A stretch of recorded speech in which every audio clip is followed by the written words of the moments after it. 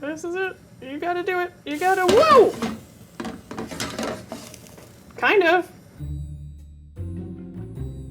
Hi, I'm Bill. I'm a professional chef, and these are my $404 pancake ingredients. Hi, I'm Emily. I'm a home cook, and these are my $14 pancake ingredients. See you later. Oh, yeah, okay, bye. Okay. Bananas, chocolate chips, and some maple syrup. To Chef Bill from Emily.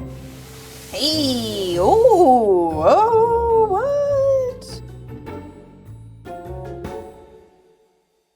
So I was planning to make buckwheat pancakes with yuzu curd, strawberries flambé, and whipped Tupelo honey butter. For my pancakes, I had buckwheat flour, I'm aware of it. French unsalted butter, Fancy butter. and pasture-raised eggs. But really, it's all about the toppings. I was going to make a yuzu curd with yuzu juice and peel, Kind of smells like gin. some legendary Oishi strawberries, These appear to be the extremely fancy strawberries, flambéed with cognac, which means I will be setting things on fire. and light brown sugar, and some Tupelo honey butter whipped to perfection, Tupelo? and sprinkled with some wildflower bee pollen just for fun. Is this gonna be a problem with my allergies? If you ever come across these pancakes in real life, don't eat them, they will ruin you forever. With Emily's recipe, I have simpler ingredients. Stuff you might find in your pantry or at your local grocery store. But with a little technique, we can make it better. If I had to guess, I would think that this costs about 20 bucks. $14, okay. If I were to guess how much this costs, my guess would be $225. $404? What? Where? So I have here Chef Bill's notebook. It looks like Chef Bill gave me some very basic instructions. For example, for Tupelo honey butter, it says, make honey butter. Thanks, Chef Bill. So Emily, you're gonna be starting with the yuzu curd. Holy moly, I got a lot to do. A curd in this context is essentially a custard made with citrus juice. You'll notice I'm wearing a glove. I cut my finger the other day. I've been training snapping turtles for the circus. So as when making any curd, the first thing you're gonna do is separate your eggs. You're gonna whisk that with your sugar and your salt. For this recipe, you're going to be using both the yuzu juice and the peel. I love yuzu because it's a complex citrus flavor. Lime mixed with a grapefruit flavor, mixed with an orange. Lemon, but with like a complicated history. You're gonna add in your yuzu peel and juice, Whiskey. and then you're gonna place that over a double boiler until it reaches 170 degrees. You just gotta give it time. Make sure that that pot is not boiling, but it's simmering. Boiling, it's gonna get too hot. You're gonna risk curdling your eggs. Oh, I see a shift occurring, a very shifty shift. Remove from the heat, whisk in some of that beautiful butter, I think the butter, like, you know, thins it out, cools it down, makes it creamy and delicious. and then you're gonna strain it through a fine mesh sieve. That's gonna give you a really smooth, creamy curd. Now, if you're gonna stand here and tell me that's anything but a friggin' beautiful curd, I think you're wrong. So Emily was planning to make chocolate chip pancakes with bananas. It would have taken about 10 minutes. A classic combo. I'm gonna use the ingredients that she gave me to elevate it a little bit and make Japanese souffle pancakes with bruleed bananas and chocolate ganache. It's gonna be delicious. So first thing, I'm gonna make my chocolate ganache. Ganache can be thick and whipped and fluffy, or it can be thin and a sauce, and we're gonna be using the latter, a sauce. So first step, I'm going to heat whole milk and 4 tablespoons of butter. And while that heats, I'm just going to weigh out 8 ounces of chocolate chips. Is there anything more classic than a Hershey's chocolate chip? As soon as the butter is melted and it's simmering, I'll pour it over our chocolate and we can let it sit for a bit. If you whisk it too soon, then you have lumps in your ganache and you don't want that. Ganache is like magic. It looks terrible until it comes together. Look at that. I'm just gonna season this with a bit of salt. Salt makes everything better. Makes chocolate taste more like chocolate. And that's it. I'm just gonna press some plastic wrap over this and let it sit at room temperature. As it cools, it'll come to the perfect pourable consistency. Chocolate ganache. All right, so the next thing I need to do is make honey butter. Let's see what the deal is with this honey. Tupelo honey comes from a very specific region in the southeast United States. Okay, well the bottle says it's considered the queen of all honeys. It doesn't really crystallize, so it's a great thing to use for making whipped butters. Let's see this fancy butter. Oh, ooh, it's very yellow. And honey. I'm just gonna eyeball this, but I have a sense of what I think it should be. Salt. And I'll stir this thing. So the recipe for Japanese souffle pancakes calls for powdered sugar. I didn't have that from Emily, so we're gonna make some. And let's start it on low and crank it up. One thing we want to avoid is getting this so hot that the sugar starts to melt and clump together. Powdered sugar comes in grades, and the one that we typically use is 10X, which is 10 times finer than standard granulated sugar. I'm going for something similar to this. I don't have a microscope, so we're just gonna play it by sight. I'm not gonna lie to you, I think that butter's whipped. It looks good. It smells like a cake for some reason, which is great. And there you have it, whipped honey butter. All right, looks like powdered sugar. And now it's time to make my flambéed strawberries. Emily will be working with Oishi strawberries. These are very special strawberries. They come from a farm in New Jersey. Wait, I always thought these fancy strawberries were from Japan, but they're just from New Jersey. I mean, no offense, New Jersey, but what? Each individual strawberry is supposed to be very perfect. They're very sweet. They're lovely. They're good. They're not bad. Not the best strawberry I've ever had in my life, but like they're pretty good. Oh wow, these are the best strawberries I've ever had in my life. So the steps for this are simple. You're gonna cut the strawberries in half. I'm a big strawberry fan. I used to go strawberry picking as a girl in Canada. In your skillet, you're gonna melt your butter, swirl it with your brown sugar, Some salt. get it very lightly caramelized, add in your fresh strawberries, Whoa, hello. swirl those until they're just tender. So Emily gave me some bananas and she was going to include them in her batter. I'm going to do something a little bit different and I'm going to use a blowtorch. We're going to caramelize some sugar on top of these bananas, brulee them, make them nice and crispy and crunchy. It's just going to add another element of texture and flavor onto our pancakes. I think it'll play really well with the chocolate and the soft, fluffy pancake. So I'm just going to start by slicing off the ends of my bananas. Slice right down the center, peel them nice and gently. We want to keep these together and just lay them out on our sheet tray. So this is some of Emily's just standard granulated sugar. I'm going to sprinkle a nice layer of this even. Okay, so these are all nice and gooey now, and I think it's just about that time. So now, Emily, comes the fun part, the fire. Fire is cool when it's like controlled. Remove it from the heat because if you add it while it's cooking and the pan is super hot, it's gonna burst into flames right there and you're gonna lose your eyebrows.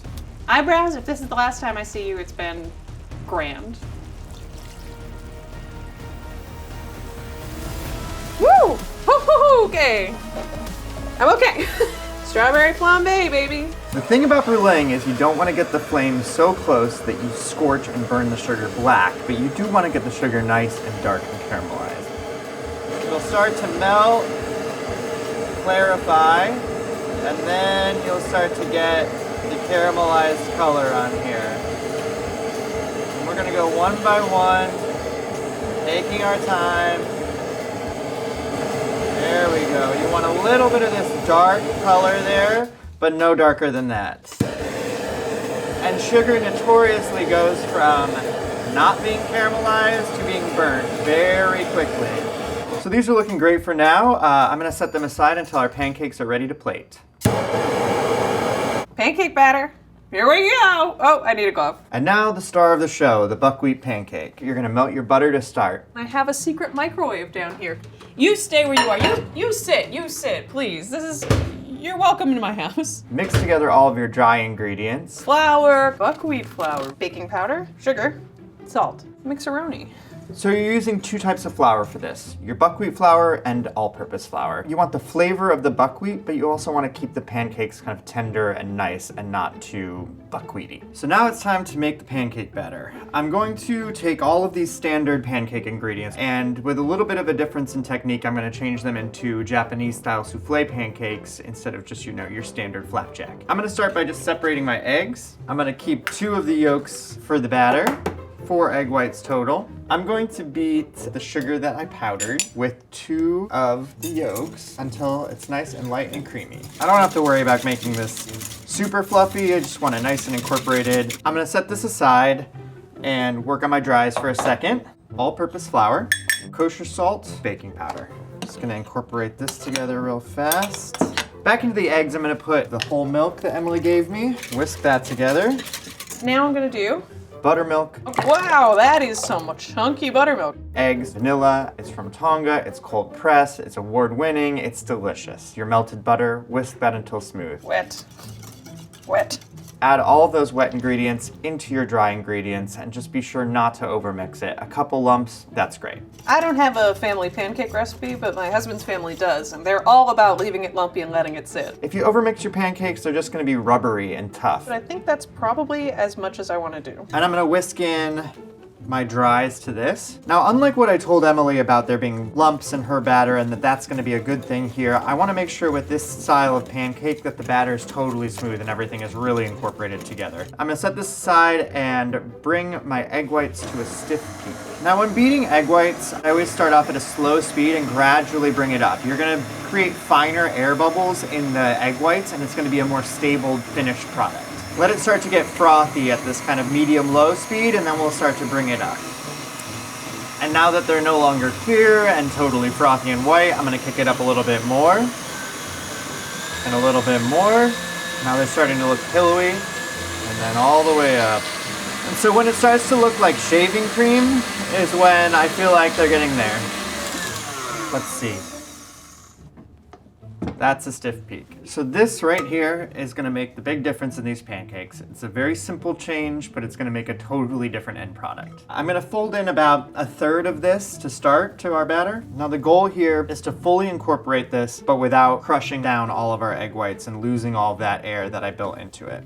Now I don't want any clumps of egg white in here because that will bake differently than the rest of it when we're griddling this later. All right, I'm just gonna let this sit for about 15 minutes. Nice and homogeneous, no more egg clumps. And there is our souffle pancake batter. Time to go from batter to pancake using hot. The key here is even heat and figuring out what heat is going to not burn your pancake, but get it nice and golden brown and cooked all the way through. I'm gonna use a ton of oil because a cast iron is not non-stick, and in fact is quite stick. Cooking these souffle pancakes, I'm gonna use a ring mold, which is just a steel round mold. I'm just gonna use a little neutral oil to grease the insides of these pancake rings, and the same for my pan. I turned this on medium-low, and I'm gonna let the pan come to temp. I don't want the pan to be too hot so that it cooks the outside really dark before the whole souffle gets cooked inside. I'm gonna use a cookie scoop to do this so that I get the exact same amount of batter in each one of these pancake molds. I'm gonna put the lid on and let this steam for about 4 minutes. The trick with these is getting the temperature exactly right. So it's just a game of guessing and working through and figuring out what works on your stove. Using a scooper here, create moderately uniform pancakes. Add in about a 1/4 cup of your batter and let that start to cook. You're gonna see bubbles start to form on the top of the pancake and the edges are gonna start to look dry and a little bit crispy, and that is the perfect time to flip your pancake. So the first thing about pancakes, Emily, is the first one out of the pan is always for the dog. All right, I'm gonna try and flip it. I don't know what the rule is if the first pancake turns out okay. Are all the other pancakes gonna be bad?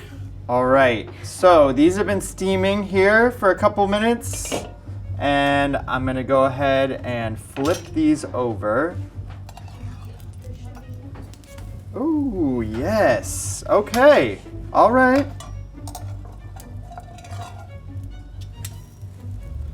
A little smush on that one, but not too bad. We got a little dark on one side, but like I told Emily, your first one's always the worst one. Okay, well, I think I'm gonna take this one off and make more pancakes. I'm gonna flip you. Da-doo-da. No, no, no, no, no, no. Ooh. These are looking pretty good. They're puffed up. I'm gonna try and flip them.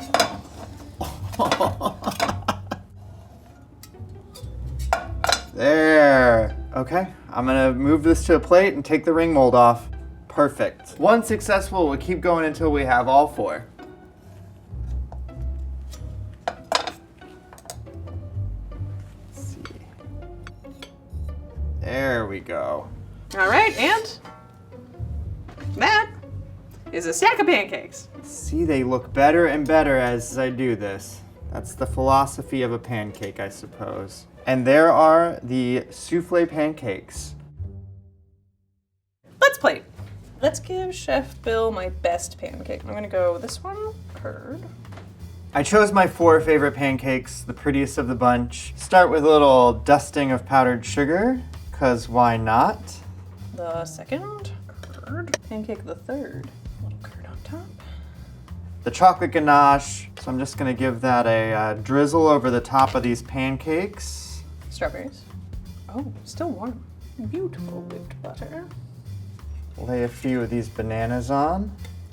And then last, but certainly not least, sprinkle a little bee pollen on. It just looks nice on there. It's one of those like chefy ingredients that you don't actually need, but it is nice and fun to have sometimes. I think it looks pretty good. And there we have it. Japanese souffle pancakes with brulee bananas and chocolate ganache. It's looking delicious. I hope Chef Bill likes it, and I can't wait to see what he did with my ingredients.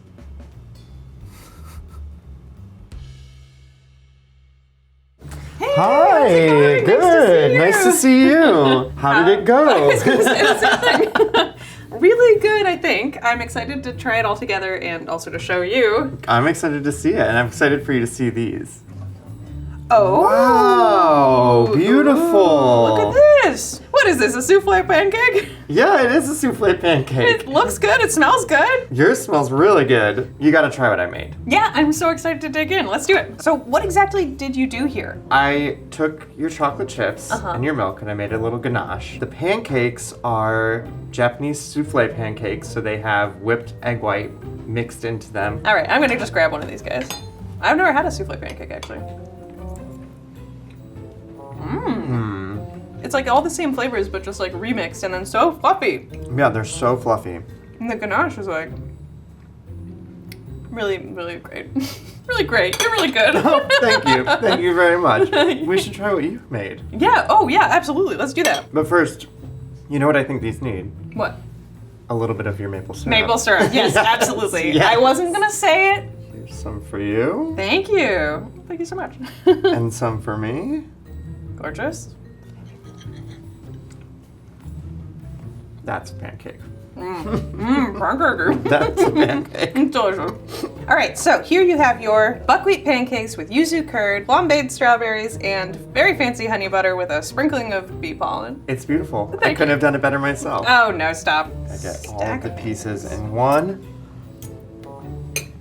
That curd is perfect. And the crunchy bee pollen is good too. This is so good. Yum. Your recipe friggin' rocks. Well, it turned out great. You did a great job. Thank you so much. Mmm. Okay, I have a dark secret. What?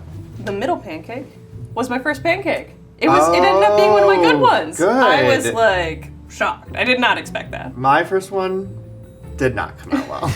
That's never happened to me before. I was like, this either bodes very well or very poorly. Souffle pancakes are not super easy, so Yeah, I oh my wasn't gosh, making yeah. it easy on myself. I've always been like, I would love to try making those at home, but I won't because they look I think so you difficult. absolutely could. Just give the first one to your dog. right. Yeah.